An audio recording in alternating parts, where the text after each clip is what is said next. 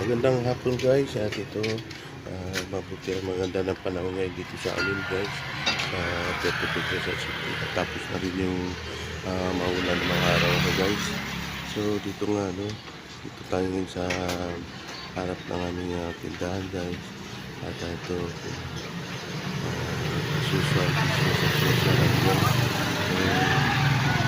Muli guys, nagpapasalamat ako sa inyo sa inyong suporta sa aking channel guys, sa panunod nyo sa aking mga video. Maraming salamat guys